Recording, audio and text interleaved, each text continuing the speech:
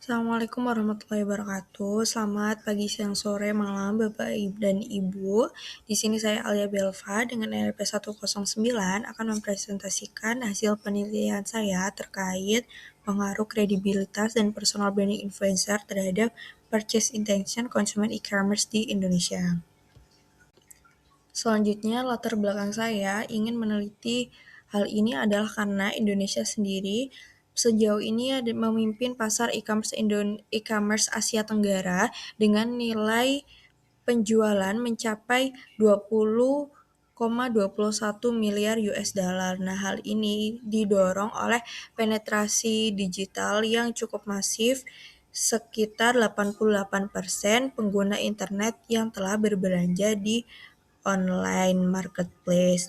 Nah, kemudian dalam kompetisi yang ketat ini, teknik atau sosial media strategi menggunakan influencer itu sangat krusial karena menumbuhkan kepercayaan para masyarakat, para audiens untuk melahirkan purchase intention tersebut.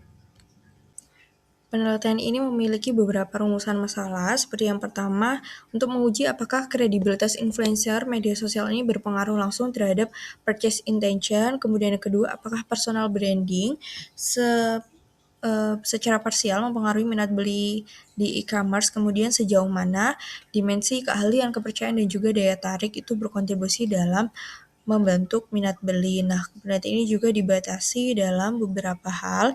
Yang pertama, subjek penelitian ini hanya untuk pengguna aktif media sosial di Indonesia seperti Instagram dan TikTok. Kemudian fokus pengujian variabel ini hanya dibatasi pada pengaruh kredibilitas influencer dan juga personal branding yang mempengaruhi purchase intention.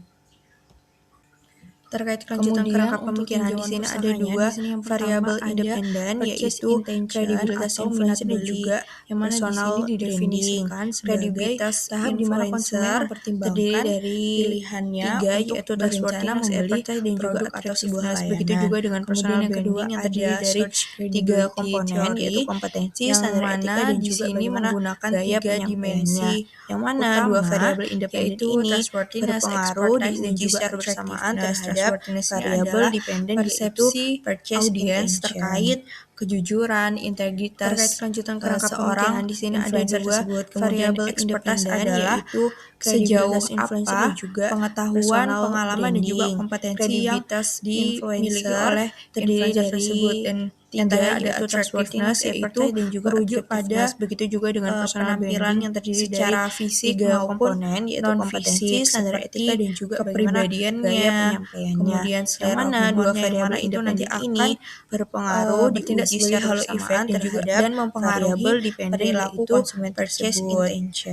Nah, kemudian terkait kelanjutan kerangka teori yang ketiga ada teori personal branding, yaitu personal branding ini influencer dan juga tujuannya untuk membedakan identitas kredibilitas seseorang terdiri dari mata publik yang diukur melalui tiga komponen juga. Yang pertama ada kompetensi atau kemampuan atau keahliannya, kemudian ada standar etika terkait bagaimana nilai-nilai dan prinsip dua variabel independen ini seseorang berpengaruh diuji secara bersama gaya atau penyampaian kontennya yang merupakan sebuah ciri khas dari orang tersebut. Di sini ada dua kemudian variabel selanjutnya ada yaitu kerangka pemikiran yang terdiri dari variabel independen dan juga variabel dependen yaitu trustworthiness, expertise, dan juga attractiveness. Begitu juga dengan personal branding.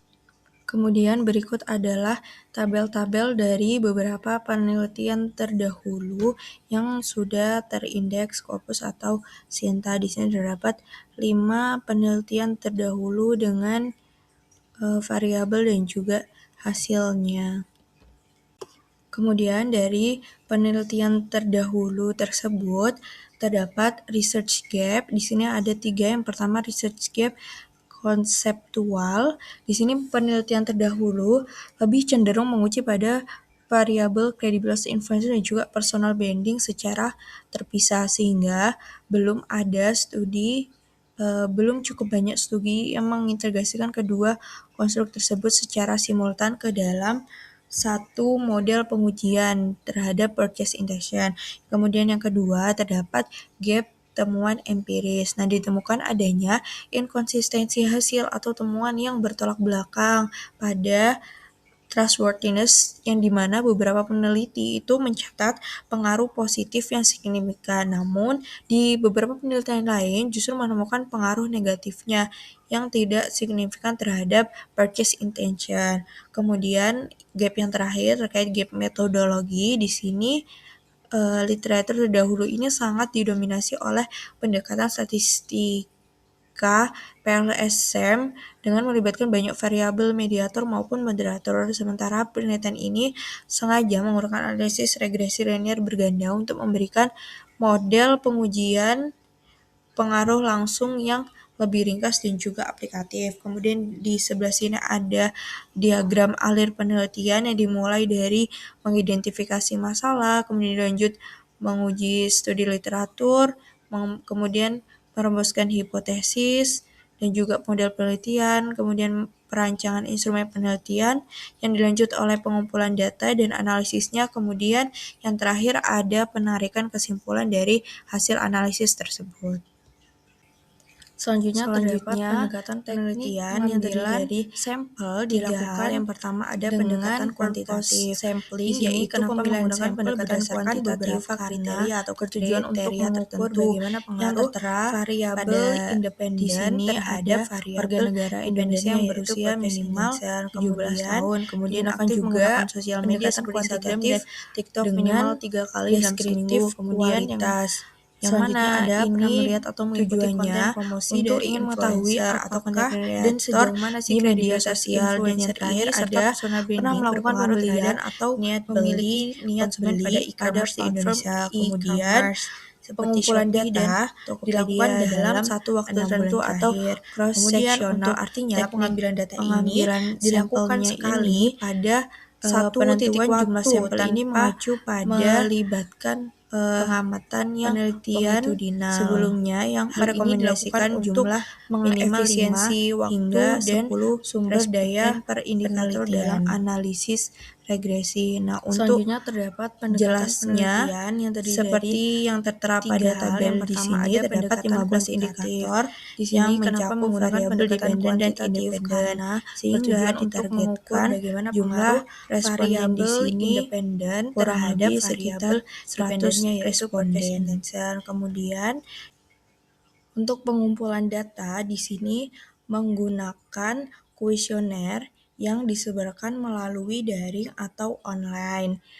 Kemudian sebelum melakukan penyebaran kuesioner dilakukan uji coba atau pilot test kepada beberapa responden dengan menguji validitasnya. Nah, kevalidan ini diukur apabila nilai R hitung lebih dari R tabel pada taraf signifikan 5%. Kemudian untuk uji reliabilitas ini menggunakan nilai Cronbach alpha, yang mana reliable ini terjadi apabila nilai alfa lebih dari sama dengan 0,70. Kemudian untuk instrumen penelitiannya di kuesioner nanti akan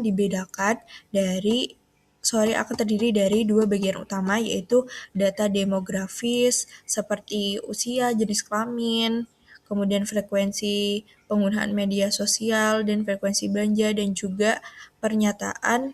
Dan yang kedua ada pernyataan variabel penelitian dengan menggunakan skala dari 1 sampai 5 dengan skala 1 sangat tidak setuju hingga skala 5 sangat setuju.